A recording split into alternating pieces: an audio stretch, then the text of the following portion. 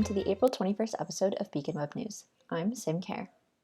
Michael Obasohan, the Associate Director of College Readiness and Success at MCLA, has announced that he is running for City Council. Reporter May Craig spoke with Obasohan about his decision to run. Michael Obasohan, Associate Director of College Readiness and Success, is running for North Adams City Council. Beacon Editor-in-Chief Natalia Giacomosi and I interviewed Michael Obasohan and asked him about what his plans are for running for City Council and what inspired him to run for the position in the first place. My reasoning for being involved in the community, I've made this place my home for 14 years now, and I really love North Adams. I built really great relationships here, built my career here, and so if this place is my home, I would like to create a community that is welcoming, that is safe for folks who look like me, and get those voices elevated, and to just create a welcome and safe environment, a place where everyone can thrive. I'm graduating from MCLA, I'm an alum. I started working at MCLA as the events coordinator over in student affairs. So I managed the campus center, helped assist with event planning on campus with student organizations, and then also departments across campus. I got a promotion there and became the students' activities, assistant director of student activities.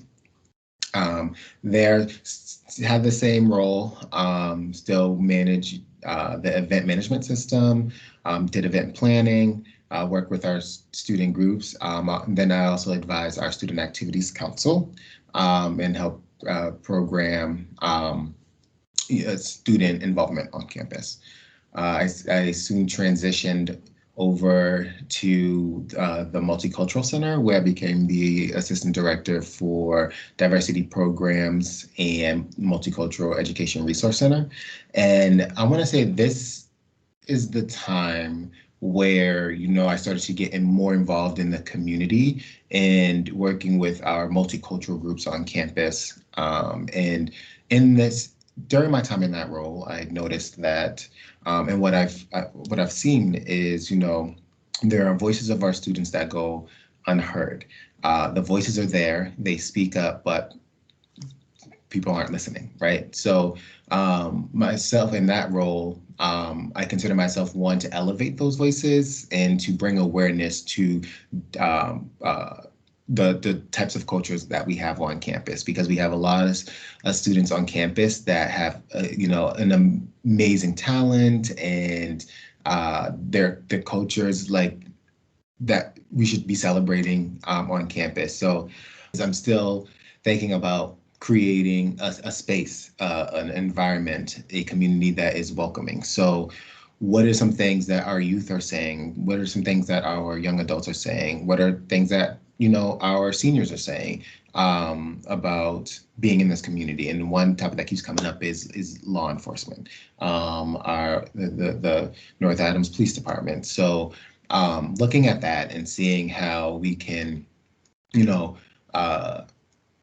talk about like whether it's like a reform or what's going on there. How can we strengthen that relationship? So seeing the relationship between MCLA and North Adams, seeing the talent that we have here in North Adams within the community, I feel that bridging this gap and creating a partnership will really build on the economy that we have here in North Adams. Yeah, so I'm very excited to be running, and I'm very excited to see what myself, my team can accomplish.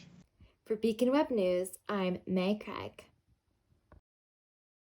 MCLA received $28,720 from the Massachusetts Department of Higher Education for the Higher Education Innovation Fund grant.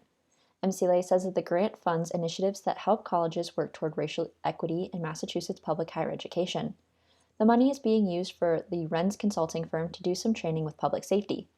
Cathering Holbrook, Vice President of Student Affairs, and Lorenzo Boyd, founder and president of Rens Consulting, LLC, commented on how this work will benefit the college. I've known for a couple of years that we were not quite hitting the mark in terms of the relationship that our public safety department and the officers have wanted to establish on campus and what is perceived by the campus community. And so we've done a number of things in an effort to try to resolve that. But I really felt like we needed to bring somebody in from the outside with expertise, and also an objective eye to what was happening. And so the grant provided the opportunity for funding to do that. MCLA will be working with Lorenzo Boyd, founder and president of Rens Consulting, LLC. And I've been doing this for about 11 years. And my background is in policing. I spent 14 and a half years as a sheriff's deputy in Boston. And then for the last 21 years, I've been a criminal justice professor. So I do a lot of research and training in police. Most of my publications are in policing. I did my PhD at Northeastern University in Boston in sociology, but my specialty was urban policing. What I heard was that his style and his approach to what would happen was really what resonated with me as being able to open up a dialogue between the officers and the community in such a way that we would be able to do some new and innovative things and really improve the relationships. Dr. Boyd's firm uses a new way of training that the team developed over the summer. We start the training with introspective views on things. We start with the person. This is not a situation where we're trying to build a better cop. What we're trying to do is build a better person. We try to instill levels of compassion, empathy, critical thinking skills, and better communication skills. And if we can get a person to understand the lived experience of other people, then that then translates into the job that they actually do. So when we do the training, and we can't just come in and show up one day and do training. We have to figure out what's going on the campus, which is why we're doing listening sessions. We want to know the perspective of campus police, the individual officers, not just the department, but also we want to talk to students. We want to talk to administrators. We want to talk to all employees. We want to talk to the BIPOC community. We want to get a sense of what's actually going on campus, and then we design the training specifically to each individual campus. The training occurs in 2 waves. The first wave is occurring now, and the second wave will be at the end of September. But we try to give officers tools to equip them to better deal with communities in general, but certainly communities of color. And we try to do the training in at least 2 different waves. The first wave, we come in and do a couple of 8-hour trainings with the officers.